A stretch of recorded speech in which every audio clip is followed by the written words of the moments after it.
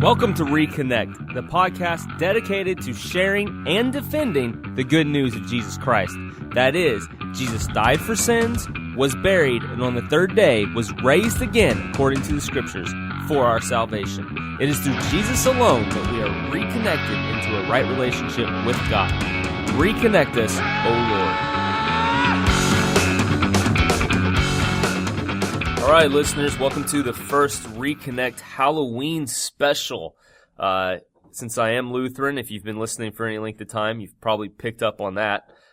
You maybe would expect me to have a Reformation Day special, but I want to go Halloween and would like to do this every single year for however long the podcast keeps going. And some people may be going, well, how do you do a Christian podcast on Halloween? I've already started to see numerous posts online about how Halloween is a holiday of the devil and how people that let their kids practice this are somehow letting their kids worship the devil. I, however, think that, as Christians, we can have a lot of opportunities even through Halloween to be able to share Christ. And so for this topic today, I'm going to be speaking with a paranormal investigator. Maybe most people know that as ghost hunting, although there can be a lot more to it than just what could be considered ghost or hauntings. Just to let you have an idea of what I'm really thinking on this and how we can connect paranormal activity or paranormal investigations with sharing and defending the gospel and the necessity for Christians to even be aware of such things. I'm going to open with a quote from a book called The Supernatural Worldview. It's written by Chris Putnam. It's the full title is The Supernatural Worldview, Examining Paranormal, PSI, and the Apocalyptic. Okay, so in this quote from page 97 of his book, the paranormal has deeply penetrated American culture. It now is the mainstream. A 2005 Gallup poll revealed that 3 in 4 Americans believe in the paranormal. Put another way, that is 75% of Americans, or around 235,425,000 people. Also, 37% believe houses can be haunted, and 21% believe can personally communicate with the dead. Thus, out of the current population estimate of roughly 300 million Americans, 111 million people believe in hauntings, and 63 million Americans believe they communicate with the dead.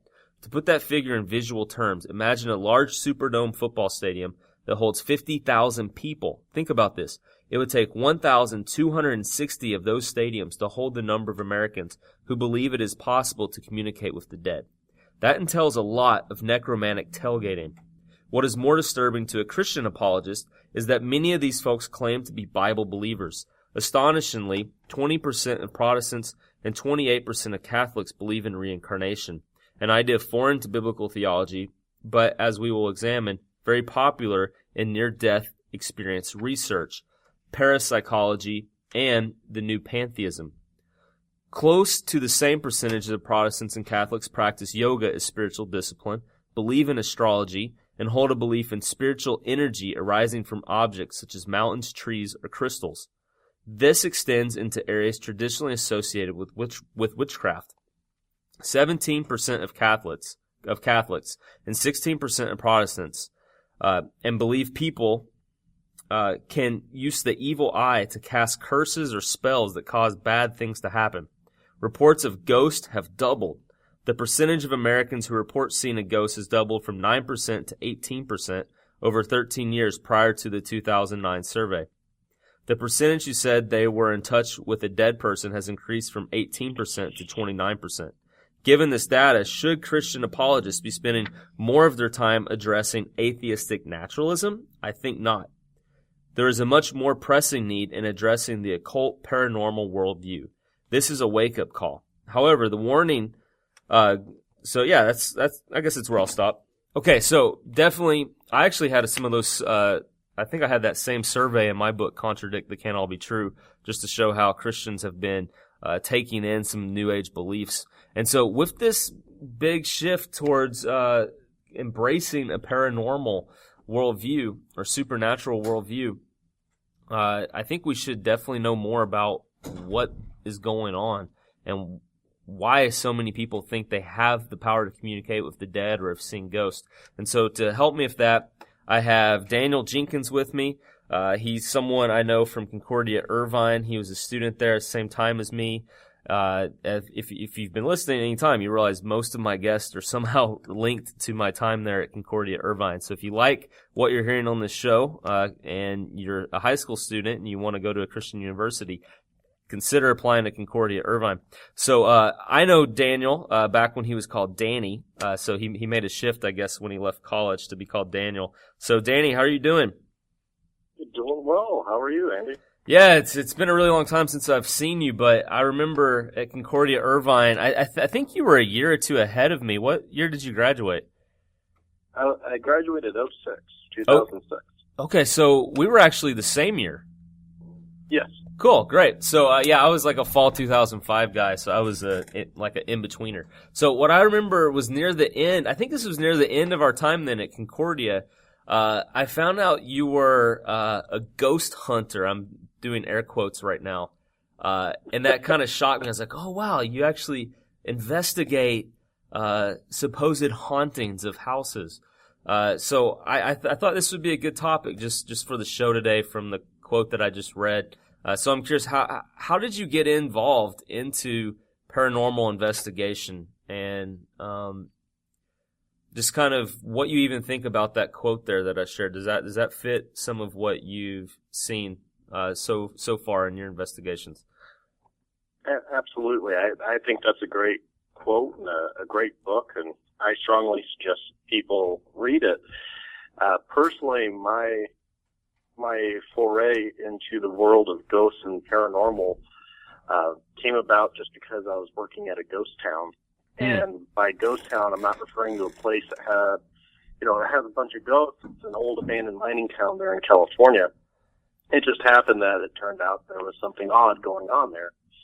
I was born and raised Lutheran and never really thought much about ghosts, never came up at church, didn't discuss it with my parents other than it's the stuff of movies and Hollywood. It's fake. Nothing's out there. So I never really had any ideas about that world. And so when I started working in this town, my bosses told me that there were ghosts at the shop I was working at, and I thought they were crazy. And about 6 months after I started there, weird things were happening, and it just made me sit there and say, okay, what's going on? What is this? And where was that ghost town again? Calico Ghost Town, on the way to Las Vegas. So if any of you have driven to Las Vegas, then you probably blinked and went right by it. Are there like billboard signs for it and stuff on the freeway? There used to be some billboard signs, but if you're driving by, look, I believe that's north, you'll see a mountain that has big Calico painted on it. It's about 2 hours from Los Angeles. Wow. And about 2 hours before Vegas. So, out in the middle of nowhere, believe it or not, it's where I grew up. And, it was one of those winter and summer break jobs for my in-between semesters at college. And what did you experience there then that led you to think to investigate the existence of ghosts? Well, the shop I worked in was a photo shop. We used to dress people up in those old-fashioned Western outfits, and we had a bar set up as our backdrop. And we had actual bottles full of liquid on the bar. And one day I was just sitting in the shop, nothing was happening, nobody was around, and this round bottle tipped over, rolled to the edge of the bar, and just stopped. And it was one of those things. The bar itself was actually sloped downward to help take the photograph. And I went over, picked up the bottle. I tried it probably 20, 30 times, and the bottle every single time would fall off the bar, and I'd have to catch it. And so it was one of those things. I'd heard that had happened before many times. I had never seen it until then, and I had no explanation for it. Let me tell you, I tried every single way I could think of to get that bottle to stop. And as it turned out, my bosses actually also ran ghost tours up in Calico. And so there was a ghost tour that same night. So I called my boss and I asked if I could go tell him what had happened and ask him about it and just kind of take this tour. And he said, sure, come on out. And so when I showed up that night, we actually had an investigative team, an actual paranormal investigative team that was also up there wanting to go through Calico as well. The same exact night? That same night, yeah. Wow. Okay. So, the timing was just incredible. And so they'd heard about Calico, and then they wanted to do an investigation. And so they were there that night as well with all their equipment. So I went on the ghost walks that night, and I got hooked. I'm not going to lie. That just hooked me. I found it fascinating looking into the world of something I had never explored before. And I didn't know what to make of it. I didn't think that, oh, ghosts are real. It was just, what is this? And I wanted to learn more about it. What type of equipment did they have? I know you said there was a team there. I'm just curious, like, how big was this team? Were they all basically from the same area, or were they traveling across states to get to Calico? And just sort of, what did they do on that walk with this equipment? Well, the group itself, if I remember correctly, there were about 5 people there that night with this group, all from Southern California, closer to Los Angeles, Orange County, not too many people out in the middle of the desert. So they had driven up about 2.5 hours that night. As it turned out, they were carrying pretty basic equipment, and if I can go into that, most paranormal teams generally will have video recorders, audio recorders, handheld thermal devices which can detect the temperature of areas, as well as EMF or electromagnetic force readers as well. What's the electromagnetic force stuff? Equipment. Basically, what it does is it just picks up if there are any differences in the electro and magnetic forces of an area. Does there seem to be a lot of electricity in a particular spot? Is there a strong magnetic force in a particular spot? And the reason why is in the paranormal world, high electromagnetic force readings tend to be associated where there are paranormal occurrences that are reported. Not that it's common, not that it has to be. So just because there's a high amount of electricity in an area doesn't mean that there's going to be a ghost sighting, but they tend to be linked. There's a correlation. Can that be sensed without the meters, or is this something that you have to have meters to be able to sense this high presence of electrical movement? Actually, personally, this is something that this is my opinion over the years. I think the human body is far more sensitive than any device to changes in electricity or area. And I think that's what happens when people get chills. Their skin starts to crawl, or their hair, if your hair has ever stood up on end, sometimes that can be a response to electromagnetic area. In fact, when we did investigations, we would actually have people go in with absolutely no equipment. And a lot of times they'd say, hey, there's something over here. And sure enough, we'd walk over, and then bam, the EMF meter goes off. So they were able to sense it, and then the equipment just was able to confirm what they were sensing. Gotcha. Very interesting. So you ended up joining this team, or is it a different team that you joined later? It actually was this team that not only I, but my bosses actually joined as well. So the 3 of us kind of joined together. We were the desert group. And it was a really interesting makeup. The group itself had people who had spent 20, 30 plus years in law enforcement, forensic scientists, attorneys, famous author was actually part of the group. So it was really made up of people who had good jobs. They were reputable in their personal lives, and it really carried over to the group that level of credibility. So I'm just curious. You haven't given a name to this group, and you didn't name who the author is. Is there supposed to be some like anonymous element to this? Well, 2 things. The author, that was part of her, and I will say it wasn't her request when she joined the group. It's just that when we talk about her, just not to give out her name. So that's just a personal request. I still honor. The group itself has actually disbanded, and so it's one of those things there's no point with the name. Gotcha. And then besides that, we changed her name about 4 times in 5 years. So, yeah. Just giving a name wouldn't really let anybody know who it was. So. But from your experience, are groups like this pretty common in the United States to have spread throughout that people can find and join if they're interested? Well, there are numerous groups throughout the United States. I think, in fact, if people were to Google paranormal groups in their area, they would be shocked how many groups are out there. And I think part of it is the rise of television shows, book series, movies. It's become such a popular theme in our culture that people are going, hey, yeah, this is great. We see it on TV. Let's go try to do it. Yeah. The problem is, though, that a lot of these groups, they don't know what they're doing. They just go online, buy some equipment off eBay, and then go out in the areas, and they don't know what they're doing. They don't know what they're looking for. And they create a bad reputation for paranormal investigators who are serious.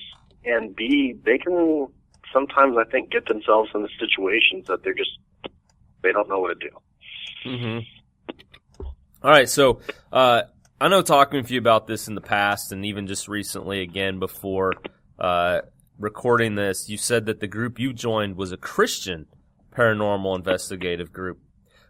So I'm just curious, like, as Christians, when we approach things like, quote, ghosts, the thing that comes to my mind would be more like demonic activity. And I know you may not necessarily jump to that immediately, and maybe it's wise not to, because a lot of this stuff could probably be explained naturally without having to enter into a paranormal or supernatural realm.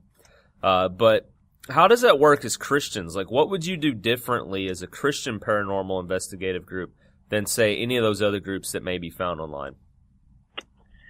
Well, for me, that was actually one of the most attractive parts of the group, was the fact that everybody in the group was Christian, had a strong belief that Jesus is our Savior, and He died and rose from the grave for our sins and to conquer death. And so I think having that foundation really gave us the faith that when we went out there, Jesus was with us. And as a Christian group, one of the first things we did before we went into any investigation, whether it was a house, an historic landmark, an outdoor area, wherever we were, is we always prayed. And that actually just drew a lot of attention from people going, wow, you guys are praying. I think a lot of people were even surprised to know that there were Christians out there doing this investigative work. So who were these other people? Were they people that own the house or own the property that you were investigating, or was it other paranormal groups? Yes, all of the above. It was people who owned the place, or if they were with a historical landmark, maybe it was a museum curator or a tour guide there at the place. It could even be people who asked to come on the investigations with the group. People who were like, "Oh, I want to learn more. Can I come with and see what you guys do?" It was just in other paranormal groups, especially when they found out we were Christian, it raised a few eyebrows. There's no question about that. Yeah, and then for some of these investigations, were these things that you all discovered that there were hauntings or questionable, unexplainable activity in the site, or were you actually called upon to come investigate, to help in some way? Really, it was both. There are some locations that I think anybody who's interested in paranormal investigation has on their wish list, whether it's the Queen Mary in Long Beach, the Whaley House in San Diego, now Calico out there has gained the reputation. So there are places that, yes, we wanted to go to, and so we would reach out and ask, and they would allow us to come in. But oftentimes we would be getting calls, whether it's from people who are private citizens, people with something in their house or with affecting their family, people who have historic buildings who'd heard of us and they'd heard claims or had experiences in the years and just wanted it investigated, but they didn't want to reach out to any group that again, wasn't reputable, didn't know what they were doing. So it was kind of a mixture of both. Mm-hmm. And the thing, what was interesting is, especially when we were dealing with private people, when they would call us, a lot of times these people, would be terrified because there's something happening in their house and they can't explain it. And you mentioned a few minutes ago, it would be interesting because a lot of times we'd go in, I'd say easily 60-70% of the time we'd go in and there's a natural explanation for what was happening. One that I remember is this family just in the middle of the night to be hearing this rattling, and it sounded like it was coming from the walls and the ceilings and someone walking upstairs, and they're all downstairs. And it turned out it was actually just a loose pipe banging against boards. And it seems silly, but they never thought of it, and their mind just instantly, because of the movies, went, oh, ghost. They never even bothered to look to see what was causing it. Yeah. So, something like that, really easy explanation. It took us about an hour and a half to go in there and really look for it, but, we left, the family's just relieved because now they're not haunted. They just have to pay somebody to fix the pipe. Yeah, and I'm curious about this because this show's geared towards sharing and defending the gospel. Do you remember with that family in particular? Because this was already dealing with like a supernatural element, something that maybe we would consider not of this world or not of the physical. Did you find this being an open door to speak the truth that your group recognized concerning God and His power over all things? Oh, absolutely. It's remarkable. I think a lot of reasons why people get into this or they're dealing with supernatural is because they just don't have an understanding of death, the afterlife. Not that we have this great, immense knowledge of what will happen, but as Christians, we have the confidence that when we die, we're going to heaven because of our belief in Jesus. But when people don't have that faith, when they don't have that foundation, I think they're looking for answers. And they go anywhere that they think they can get an answer, especially if they had a relative or a close friend die recently. Right. I think a lot of ways that's how they're trying to find closure, is they're looking for ways to communicate, or, oh, that's my mom who's making that noise, or, oh, that's my friend who died in a car accident. I think they grasp for those answers. And by going in as a Christian group, by seeing us pray, and by the fact that we were able to discuss our faith with them, there were certainly a number of conversations that were opened, especially when we were finding out someone had a relative die recently. That was really just a natural door opener. Yeah, and I'm thinking then if a non-Christian paranormal investigative group was there, they wouldn't have been able to offer that counsel. Who knows what they would have been offering from whatever they believe concerning what they have experienced of the paranormal. So, Daniel, thanks for sharing so far. We're going to take a break here, and listeners, maybe go online, Google some things on this. It seems like it could be really there's a lot out there. If you go to this episode, it's number 32 at andyrasman.com. Just in case you're one of those people that are commuting and you're about to get to work and you got some internet time before traveling back home, go ahead and look up episode 32 at andyrasman.com. You'll see some links I provided.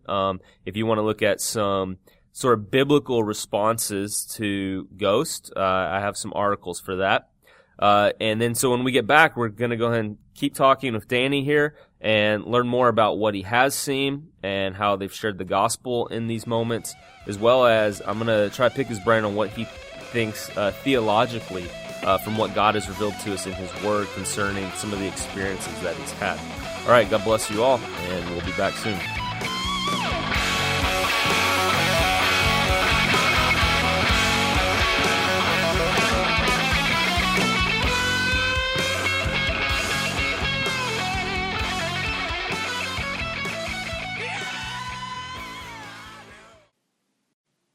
The following is an excerpt from the Gospel Coalition's review of Andy Rasman's book, Contradict, They Can't All Be True. Quote, Contradict will help a lot of conversations get started. Rasman provides Christian believers with a great starting point for understanding and evaluating many of the world's religions. He should be commended for writing a substantive apologetic book that's also practical on so many levels. The strongest sections are where he offers a concise guide on interacting with skeptics and other religious adherents. Many readers will find Rasman's section on the 20 facts on the 5 major world religions and 20 questions that are most commonly asked when sharing the Contradict message invaluable. This is a solid book, apologetically, theologically, and practically. I pray it will open the eyes of many believers to the importance of evangelizing in a pluralistic age. Unquote. To financially support Reconnect, visit contradictmovement.org and order your copy of Contradict, They Can't All Be True. Contradict stickers and tracks are also available. Again, that's contradictmovement.org.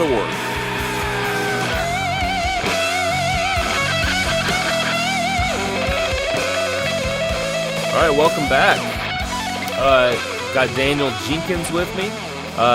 Danny actually works with Lutheran Hour Ministries. He in no way represents them with what he's speaking about on this episode today. But I just think it's really encouraging to see that there are Christian believers who are not afraid to step into such worlds, because so many people are entering into this sort of paranormal activity, paranormal research, and it's good to have a voice in that crowd which knows the scriptures and knows the Lord. And I really like what Danny shared in the last segment about he's very confident that Jesus is Lord and that he died for our sins, that he was buried and he rose from the grave. So that really puts us into a state where we do not have anything to fear. And so, Dan, that's where I want to start with on this one. I'm thinking like people going into places which are haunted, maybe going into places where, as Christians, we would say if there is some sort of spiritual activity going on here, it's likely demonic if it's something which is to scare people. Did you struggle with that at all, entering into some of this investigative research? Like, did you struggle with fear? No, actually, it's funny. I've never really thought of it that way, but I really wasn't afraid. And I think a lot of it had to do, yes, with my faith, but being able to rely on the team around me. Again, I can't emphasize enough how critical that was to me, that the team I'm with, the people I was surrounded with, were also just very strong Christians in their faith. And so I think we were able to support each other, and we didn't allow ourselves to be distracted or pulled away from the gospel message. Yeah, and so what did you usually think if someone was saying their house was haunted? Would you, like you said, you came to realize most of the time there was a natural explanation, but in instances where you couldn't find a natural explanation, what were you leaning to from what you know with what God has revealed to us? The answer I rely on the most, and I'm not ashamed to admit it, is I don't know. Okay. And the reason I say that is I know it's very clear in the scriptures that demons around us, they try to trick us. I think people have this idea that demons are with the horns and the pitchfork and the tail, and that's not true. And I think scripture is clear about it. But at the same time, I think there are references to ghosts in the Bible as well. And I think it's actually kind of a gray area. And so for me, having spent years and really thousands of hours doing this, after all that, I still come out saying, I don't know what everything was, other than there's no natural explanation. Yeah. I really like that. That book I quoted at the start, The Supernatural Worldview, he spent some time defining paranormal versus supernatural. And with paranormal, he was saying that a paranormal activity or event can just actually be anything which cannot scientifically be explained.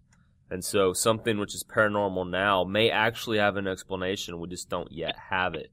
And so I like how you say that, just because you can't necessarily explain whatever was observed or seen you don't instantly jump to, well, it was ghosts or it was demons or something along that line. You actually go for more, I don't know, we just haven't been able to explain this yet.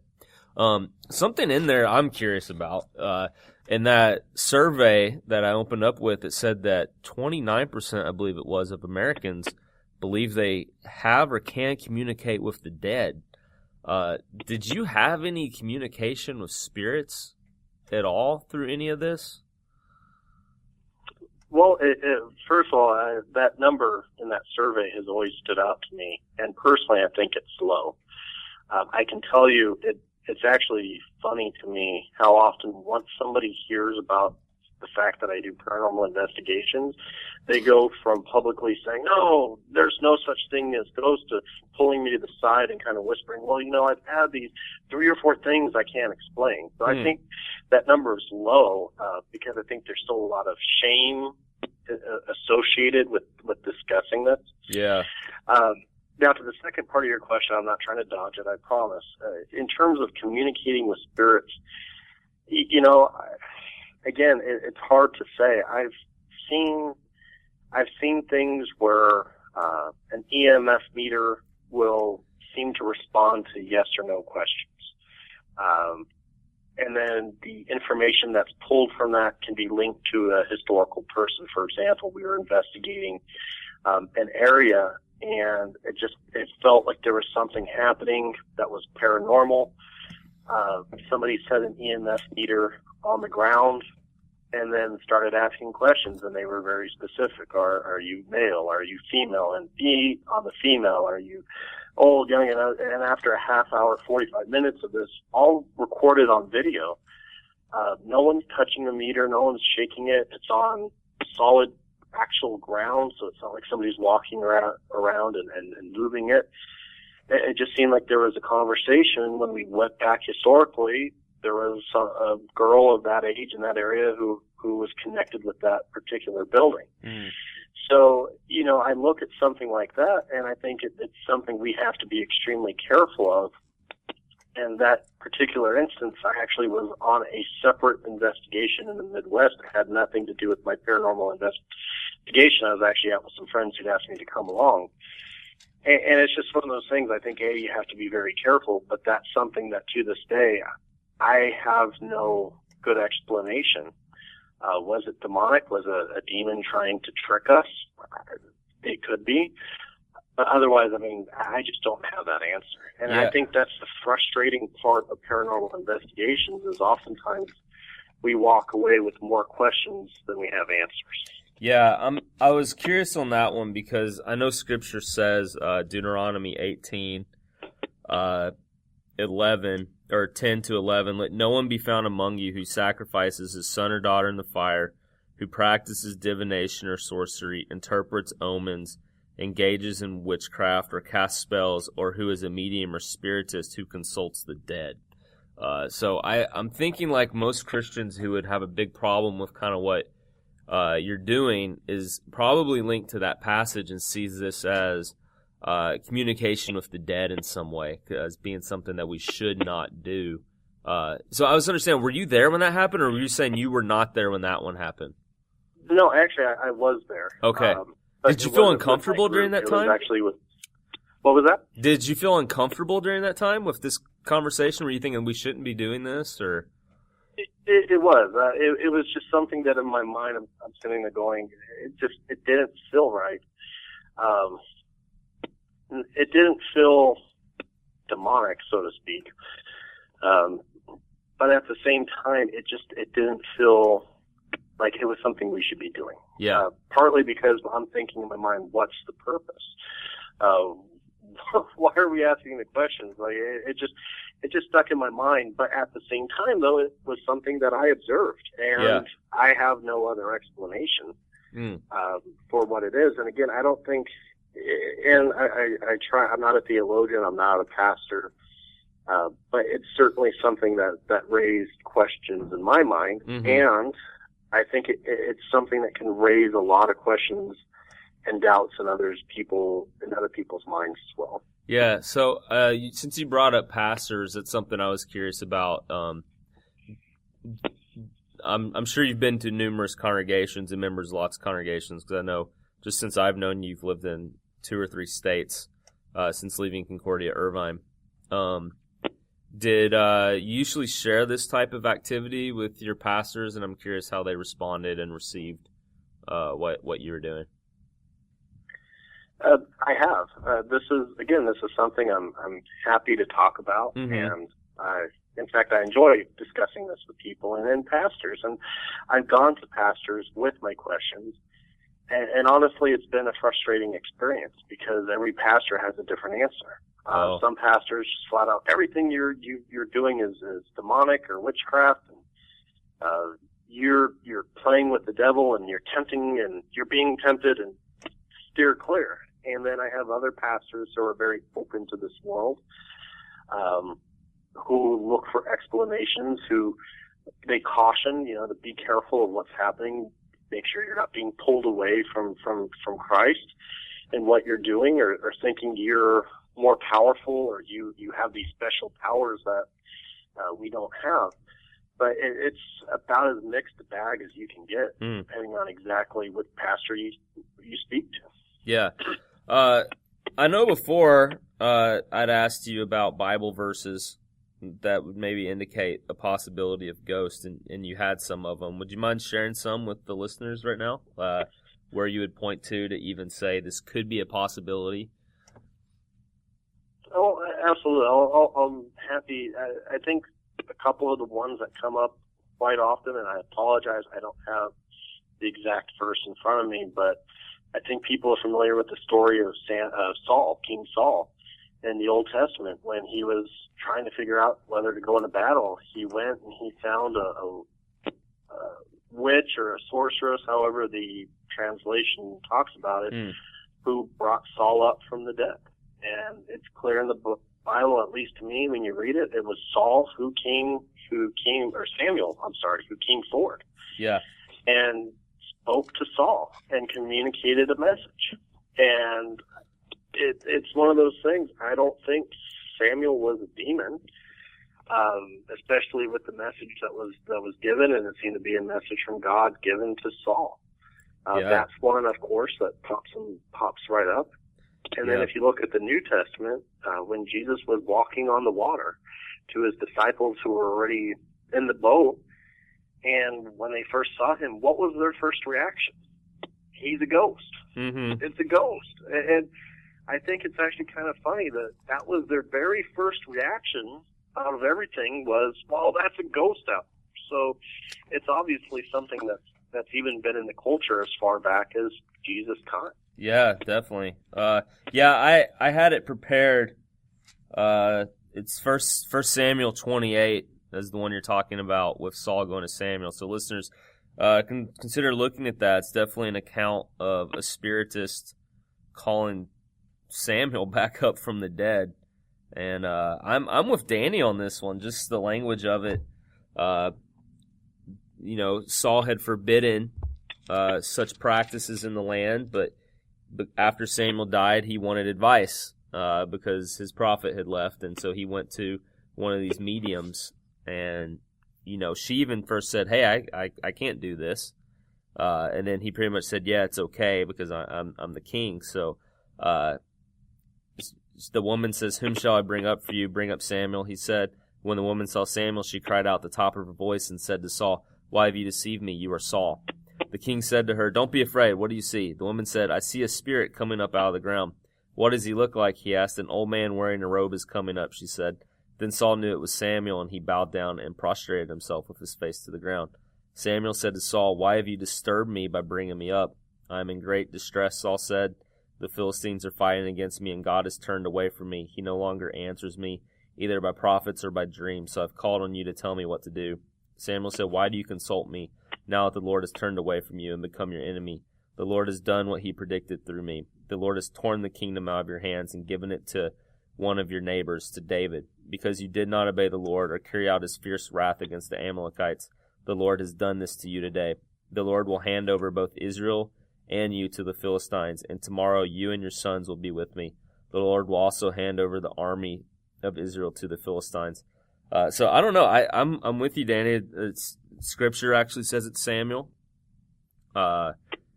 Appears to be Samuel. They recognize Samuel by appearance. And the message that he gives is one that does come true and does seem as if it's from the Lord, because this spirit of Samuel is also rebuking Saul for even calling him up. Well, and I think there was something there near the end that always stood out to me, and he said, "Tomorrow you and your sons will be with me." That always stood out of okay, this isn't, something demonic. This is Samuel saying, you're going to be with me. You're going to be dead tomorrow. You're going to be dead, yeah. So, yeah, pretty fascinating. Another one even, I don't know where this one is. Oh yeah, I just found it. It's Luke 24. This is Jesus appearing to the disciples after his resurrection. While they were still about this, Jesus himself stood among them and said to them, "Peace be with you." They were startled and frightened, thinking they saw a ghost. He said to them, "Why are you troubled, and why do doubts rise in your minds? Look at my hands and my feet. It is I myself. Touch me and see. A ghost does not have flesh and bones, as you see I have." So Jesus is even explaining, basically they thought ghosts did not have flesh and bones. They weren't physical. So I think that's interesting. Jesus even kind of explaining their understanding of ghosts. Pretty interesting. So what sort of things have you seen? Going with what Jesus just said in that passage, have you seen things that appeared spirit or appeared to not have flesh or something like this that you thought still appeared to be alive or moving?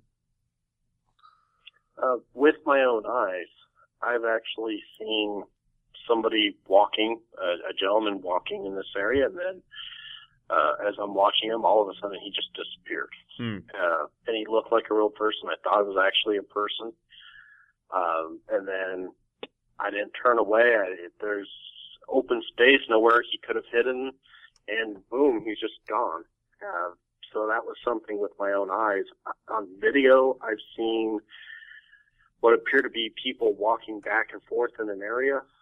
There's nothing there. I've seen a face of a man who we actually were able to match to a photograph in a window of a shop. And what was interesting is when you looked at this video, you could see the eyes, the nose, the forehead very clearly. And you can kind of get a vague outline of the rest of the face, but that was it. No other part of the body. And it was moving in this window. And then later on, we were able to find this really obscure book and link them to that particular area. So with both my own eyes and with what I've seen in video, I've seen all different forms of ghosts, I guess you could say, if that's what they are. Wow. Have you seen anything else besides like something that looks human? There's a lot of sightings of what are known as shadow people. Basically, it looks like the shadow of a person. And it can turn into a mist, or it can take different shapes. So that's something I've seen both with my own eyes and on video. But I think it's important to note that in terms of paranormal investigation in this world, sightings are actually extremely rare. Very, very rare. A lot of times in investigation, you're happy if you hear something, or you sense a change in temperature, or feel the tingles, or these different things. I mean, that's kind of the level it's at. Very, very unusual to actually have a full-on sighting. Yeah. Or capture something on video. So if this stuff is rare, and you've had so many experiences, how many of these investigations have you actually been on then? If we include all the tours I used to give at Calico, which sometimes were 2 or 3 a night, Friday and Saturday nights, every weekend, if you incorporate that number into it, I mean, it's in the thousands. I couldn't even give you a number, but it's definitely over 1,000. Wow. Amazing. Well, just kind of swinging back around to sharing the gospel. What type of advice do you have of people? Maybe not even having to jump into this sort of paranormal investigative world, but just through the different ways that this topic of ghost arises within culture. Like, what would you suggest to people? Well, I think first and foremost, and again, this is just my opinion, but as Christians, we shouldn't be afraid to go into this area. I think it's a conversation that needs to be had, and I think it's actually an opportunity to witness to a lot of people who are searching for answers. And I think they continue to search, and they can't seem to find it, but we know what the answer is. And that's, it's a great confidence, and to me, there's no reason we should avoid that conversation. Yeah. We need to trust the Holy Spirit will work through us and just be able to witness about Jesus Christ and his saving grace. I think, though, if people aren't sure themselves, though, it's something they need to maybe avoid. I know that seems to contradict what I just said, but until they can really work with their pastor and gain that confidence, and maybe I'm speaking and I'm using the wrong words here. I'm not trying to send the wrong message, but I just think, though, that people just need to rely on the Word of God for understanding the one truth that is unshakable, and that's Jesus Christ. And then talk to people who might otherwise have questions. Do you have any, some examples that stand out in your mind of how you've been able to share the gospel, share Christ with others just through your involvement in paranormal investigation that, maybe could just be an encouragement to us to see, these messages can be received well from others and that it is worth doing. Obviously, it's worth always to share the gospel, but just some encouragement from how you've seen the Lord work through what you've been involved in. Absolutely. I will say, though, that a lot of the people I interact with, especially if it's an investigation of a particular location, I don't see or talk to them again, so I don't know. But there had been a time we had a young man who sat there and came on our tour, was not Christian, was not raised in a Christian household, and he had no concept of really Jesus outside of the mass media and the culture.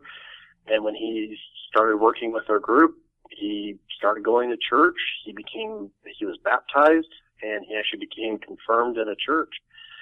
Now he's just a very ardent believer in Jesus Christ. And so that was actually really a remarkable transformation to watch as well. Yeah. Being able to watch him go from somebody who was raised in I would say, purely atheist household to somebody who's now just a very strong believer. Yeah, really amazing. Well, what about the other paranormal investigators?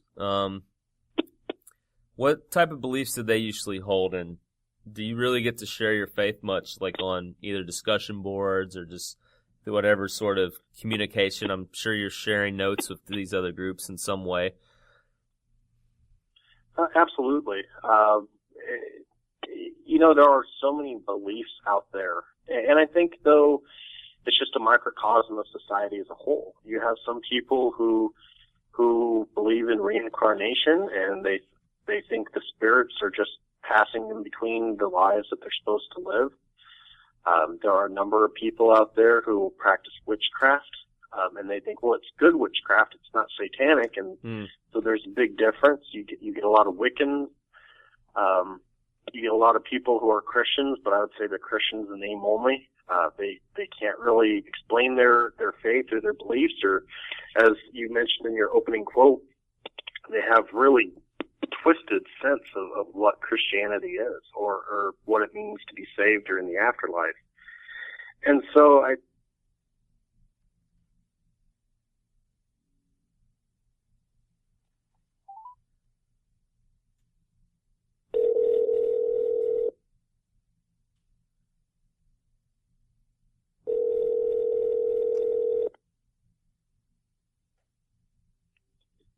Hello? Hey, so our phone conversation dropped, so we can just pick up where you are, Danny. Whatever you remember. I get that. Basically, what I was saying, those paranormal investigators are very stubborn, and I found it's actually very difficult to get through to them because they have their experiences, they think they know it all, and they don't want to listen to anything else. Not that to be discouraged or we should stop reaching out to them, but I found a lot of times the opportunity to witness is with the people whose homes we're going into, or the people who are just interested in what it is paranormal investigators do. Interesting. This is kind of off topic from where we've been going, but you mentioned the Queen Mary earlier. I grew up in Tennessee. We always heard about the Bell Witch. I don't know if you've heard of the Bell Witch or not. I have. Okay. Having lived in Alabama, I heard about the Bell Witch. Oh, okay, cool. So, kind of funny story in a way. We always heard about how, if you're in your room or if you're in your bathroom or whatever, if you're in a dark room and you turn off the lights and you say in a mirror something like, "I hate the Bell Witch," a certain number of times she'll appear in the mirror, maybe scratch you on the back or something like that. Maybe you can confirm this. Growing up in California, did you hear the same sort of thing, except it was with the Queen Mary? At the Queen Mary itself, no, but I think there's some variation of that, whether it's the Bell Witch or when I grew up, it was saying Bloody Mary 3 times as you spun around in front of the mirror. I think there are variations of that not only throughout the country, but throughout the world. Yeah, I guess I thought Bloody Mary was somehow associated with Queen Mary, but maybe not. Not that I'm aware of. No. Gotcha.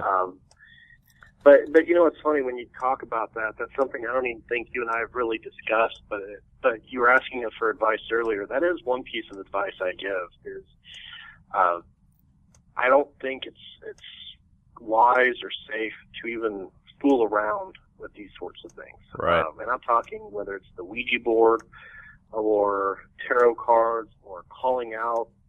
And I know a lot of kids, it's a joke. In fact, if you look at Ouija boards, they're sold in the game section. But one of the things that I learned is you don't want to be calling out something you don't know, because you might get something you don't want. And so that's just a piece of advice I have, is not to treat it like a joke. So sorry, that's my little sermon soapbox at the end that I had. No, and I'm definitely glad you added that. That's kind of what I was trying to indicate when you were telling about that one experience where you all were asking questions with this with the EMF meter. I was kind of like, ooh, that sounds like you're going into that realm of what we shouldn't be playing with. No, I was just curious about the Bell Witch, because I know that was one I always heard growing up, and then we went canoeing once as a family in Adams, Tennessee, and at the little park where we started off the canoeing while my I think, as some of my other family members were using the restroom, I was just kind of wandering around, and they had displays up at the park all about the Bell Witch and a Bell Witch cave and everything, and I was like, no way. This is like at a legitimate, state-run park, And so I asked my dad, I'm like, hey, what's up with all this? Because I didn't even know if my dad had heard of those stories about, the Bell Witch and the mirror and all that stuff. But he was like, oh, yeah, the Bell Witch, famous with Adams, Tennessee. And that's when I looked up later, and I saw that even Andrew Jackson supposedly had been involved with the Bell Witch, because some of the people from the Adams family that owned this property, which was haunted, he had served with Andrew Jackson, and they had told him about this witch. And then after the war, he's like, well, I want to go experience this little Bell Witch thing. And I guess in history, he's recorded as having heard the Bell Witch and saying, I would rather go up against the whole British Army by myself than ever encounter the Bell Witch again. I was just curious if you had heard much about this in anything you've read, or if you think there's much credence to, maybe famous stories like that. Well, I think, there have been numerous books written about politicians and famous Hollywood stars who've had their own experiences. I do think, though, what it comes down to is the mind is incredibly powerful. And this is something I learned in especially as I first got into this world. I would say 80% of everything that I thought was paranormal when I first started really there was a natural explanation. And I think we know the mind will play tricks on us. It will put things in and try to make sense of a weird situation. Or what the horror movie and horror television show directors and producers rely on is the human psychology. Fear of the unknown. Even going into a dark area by yourself versus going with a group of 20 people. Safety in numbers. Right. Very good. Okay, well, any closing words you'd like to give just for advice with sharing the gospel or defending the gospel, and sort of in addressing paranormal activity? Really, I think the only thing I would say is I think it's an injustice for us to bury our heads in the sand and ignore what's becoming a growing part of the society. As Christians, I think we need to have faith. We need to have faith that the Holy Spirit will work through us, and we have to have faith in the message that we know to be true, and that's, again, Jesus' death and resurrection and his saving grace. And so we just need to get out there and not be afraid to have this conversation. Yeah, really good advice. A quote I had to share with the close, which also comes from that book, Supernatural Worldview, by Chris Putnam, is it says exactly what you just said about burying our heads in the sand. It said, Chris writes, "My conviction is that the Christian has nothing to fear from the pursuit of truth, even from unconventional or antagonistic sources. However, many members of my faith tradition have buried their heads in the sand." Dean Radin describes a remarkable shared skepticism between Christians and naturalistic skeptics.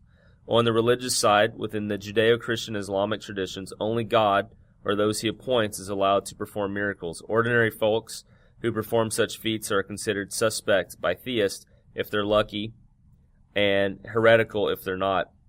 And on the scientific side, there is a widely held but incorrect, and as we'll see, assumption that these phenomena cannot exist because they violate one or more scientific principles. While there are good reasons to hold some with suspicion, my goal was to learn about evidence for paranormal and supernatural phenomena and the worldview promoted by parapsychology. My concern is that many Christians are too insulated in their faith communities to adequately understand and address what is coming. While I urge caution when exploring these topics, my hope is that this book serves as a wake-up call to the Christian apologetics community. We have excluded areas of knowledge that work in our favor, but we're also threatened by a blind spot. The new paradigm promotes a radical pluralism, positioning Christian exclusivism as the odd man out. So anyways, I guess he's building the case that this sort of paranormal world sort of is very pluralistic and seems to exclude exclusive Christianity. And by burying our heads in the sand, we're leaving ourselves unprepared to address this paradigm shift that's rapidly advancing in our society. Danny, thanks so much for taking time to be on this Halloween special of Reconnect. And I will definitely, listeners, have some links on this episode's blog post, episode 32, that will guide you to Lutheran Hour Ministries. I'll have Danny share some links with me, which he would recommend helpful for sharing the gospel. And again, this wouldn't be links for sharing the gospel necessarily in the paranormal realm or directly addressing paranormal activity, but just the many resources Lutheran Hour provides for just sharing the gospel and equipping the saints in the knowledge of the Lord. And I'll also have a link for another article I found to give more of just kind of a biblical address from one Lutheran pastor on verses he's found in the Bible which can pertain to ghosts. That one's just called Ghost Stories, and I'll have a link there. It's by Brian Wolfmueller of Table Talk Radio, another podcast you can listen to if you want. And yeah, that's it. I hope you have a good Halloween, and that whatever you do this Halloween, you can remember Christ and all the things that you say and do. And if you find yourself not able to glorify Christ in what you're doing, likely you should refrain from it. Danny, thanks so much again. And if you have any closing words, I'll give you the last words. No, I just want to thank you for allowing me to come on and talk about this. And I hope you have a wonderful Reformation Day as well as Halloween. Yes, thank you for reminding me of Reformation Day.